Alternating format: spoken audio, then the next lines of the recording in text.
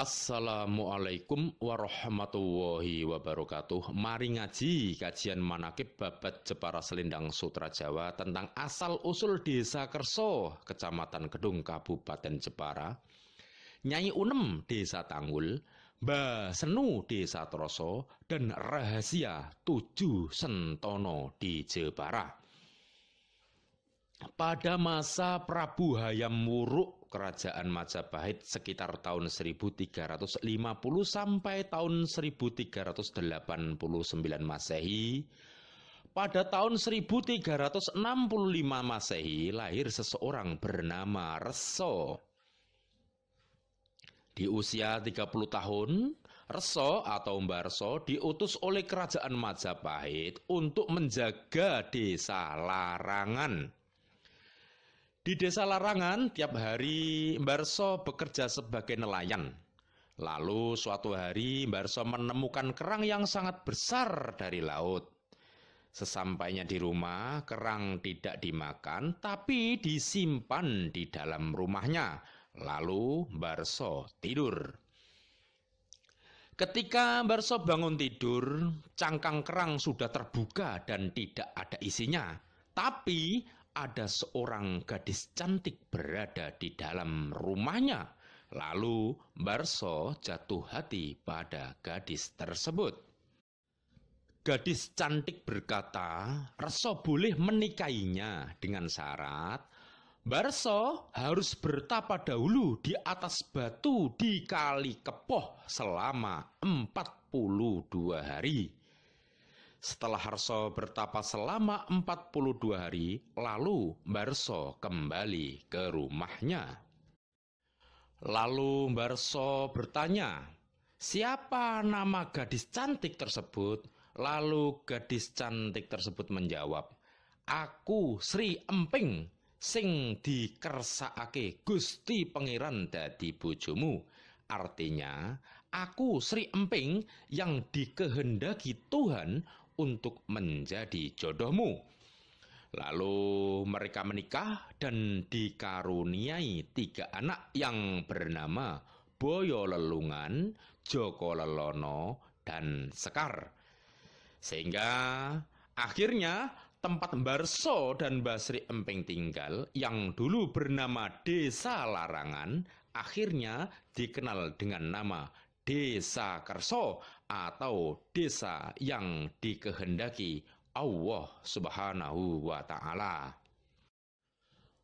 Pada tahun 1481 Masehi, Mbah Sri Emping melahirkan anak yang pertama yang diberi nama Joko Lelono. Joko Lelono dikutuk oleh ibunya tidak akan menikah kalau tidak menikah dengan gadis yang rumahnya berjarak sangat jauh.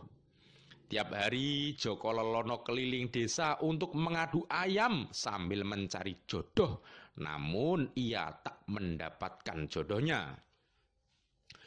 Joko Lelono juga pernah dihukum di Kesultanan Bintoro selama 3 bulan oleh Sultan Fatah karena dituduh mengambil ayam Sultan Fatah yang bernama Wagen. Tahun 1536 Masehi, Joko Lelono dijodohkan oleh Raden Umar Said atau Sunan Muria dengan putri sulung Sunan Kudus yang bernama Siti Warso. Yang menikahkan saat itu adalah Kanjeng Sultan Trenggono, Sultan Bintoro. Pada hari Sabtu Wage bulan Syawal tahun 1551 Masehi, Joko Lelono wafat dan dimakamkan di Desa Cranggang, Kecamatan Dawe, Kabupaten Kudus dengan nama Makam Abdurrahman. Tapi kisah tentang Joko Lelono dengan Siti Warso yang punya maunah keistimewaan bisa menetralkan air muria yang bisa memutus hubungan kasih akan kita bahas dalam bab lain. Anak yang kedua Mbah Reso dan Mbah Sri Emping bernama Boyo Lelungan yang lahir pada tahun 1491 Masehi. Sejak usia 14 tahun banyak sekali perempuan yang mencintai Boyo Lelungan karena ketampanannya. Sultan Trenggono pernah menjodohkan Boyo Lelungan dengan Retno Kencono atau Ratu Kalinyamat, tapi Ratu Kalinyamat menolak karena tahu kalau Boyo Lelungan banyak kekasih. Pada tahun 1521 Masehi, Boyo Lelungan dijodohkan oleh Sultan Trenggono dengan adik Ketut Gurnandiwijoyo atau Mbah Datuk Singaraja, adiknya yang bernama Kajeng Sekar Alem. Lalu mereka tinggal di Desa Kroso dan dikaruniai 6 anak, sehingga ada hubungan antara Desa Kerso dengan Desa Troso dengan Desa Singaraja, Kecamatan Mayong, Kabupaten Jepara. Pada hari Jumat tahun 1536 Masehi, Boyo Lelungan wafat dan dimakamkan di Desa Troso dengan nama Makam Mbah Senu, Desa Troso, Kecamatan Pecangan, Kabupaten Jepara. Pada bulan Ramadan tahun 1514 Masehi, Mbah Sri Emping melahirkan anak yang ketiga yang diberi nama Sekar. Sekar lahir dengan cacat di tangan kanannya.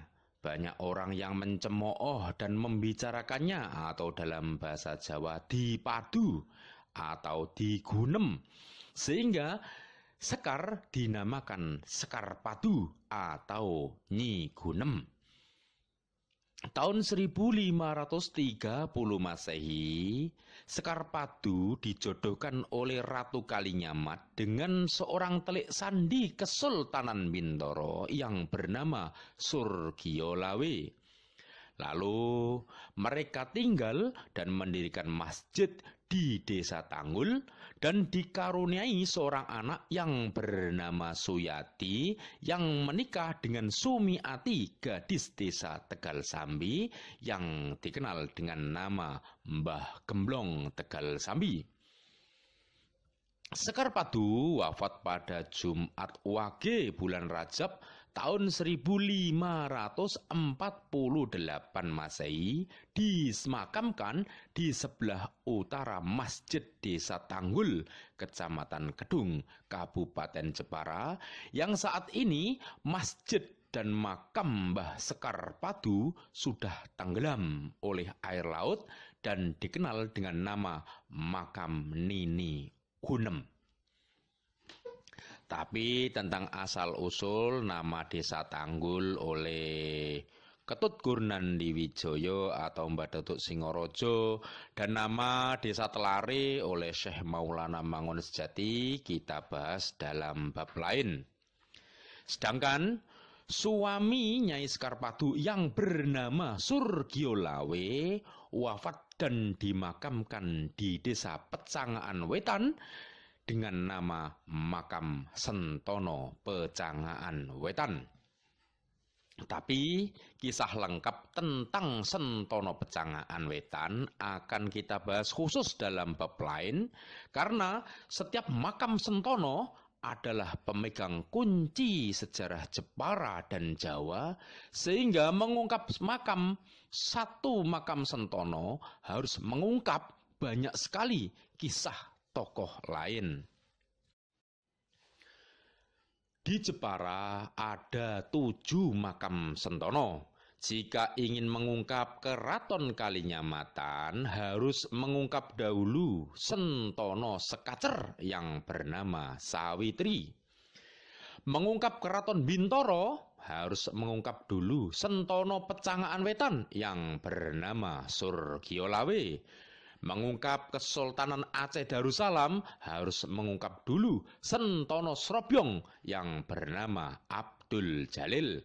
Mengungkap kisah Wali Songo, harus mengungkap dulu Sentono Sowan Kidul yang bernama Rohul Barek.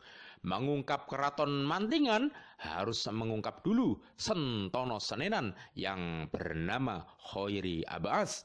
Mengungkap Keraton Majapahit, harus mengungkap dulu Sentono Rau yang bernama Ali Ersyadi. Mengungkap Syekh Siti Jenar, harus mengungkap dulu Sentono Sukodono yang bernama Sri Rekso Arum. Karena tujuh sentono di Jepara merupakan kunci kisah Jawa dan Nusantara dan juga Jepara, maka mengungkap kisah Jepara berarti akan mengungkap kisah Jawa dan Nusantara. Sehingga Ratu Kalinyamat berpesan dalam situs batu tulis yang ada di situs Topo Udo Gilang Mantingan Jepara yang berbunyi, Jayane Nusantara sangka Jepara, jayane Jepara yen crita Jepara dibenerno, yang artinya jaya Nusantara berasal dari Jepara. Jaya Jepara jika kisah Jepara dibenarkan. Insya Allah. Subscribe dan like channel YouTube Babat Jepara Selendang Sutra Jawa agar bisa mengikuti semua kisah tentang Jepara dan Jawa yang berkaitan dengan Sentono 7 di Jepara.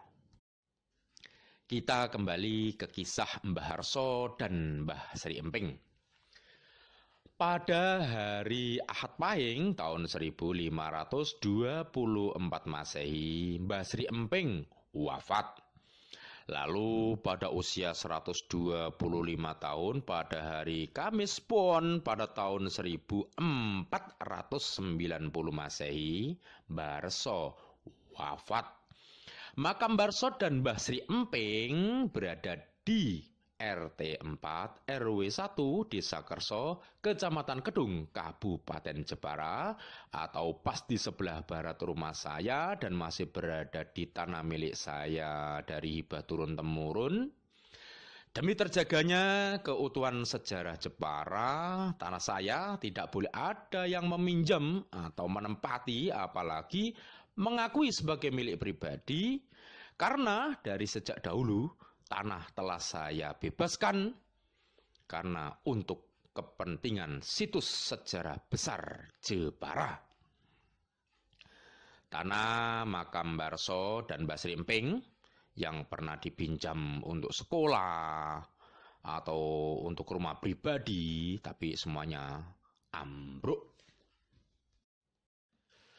Sejak zaman Mbah Harso, keluarga Mbah Harso dan tanah Mbah Harso mempunyai julukan Mustiko Edan atau Mustiko Koco Pengilon, yang artinya orang melihat keluarga Mbah Harso atau tanah yang menjadi situs makam Mbah Harso bagai mengaca atau bercermin melihat diri sendiri di kaca, sehingga akan disalahkan oleh orang yang salah, dibenarkan oleh orang yang benar, dipuji oleh orang yang terpuji, dihina oleh orang yang hina, dan lain-lain. Sehingga dengan menggunakan Mustiko Edan atau Mustiko Koco Pengilon akan sangat gampang sekali untuk membedakan orang yang jelek dengan orang yang baik. Wallahu a'lam. Sekian kisah tentang asal-usul Desa Kerso dan rahasia Sentono 7 di Jepara. Kita ketemu lagi dalam kisah yang lain masih dalam Babat Jepara Selendang Sutra Jawa. Assalamualaikum warahmatullahi wabarakatuh.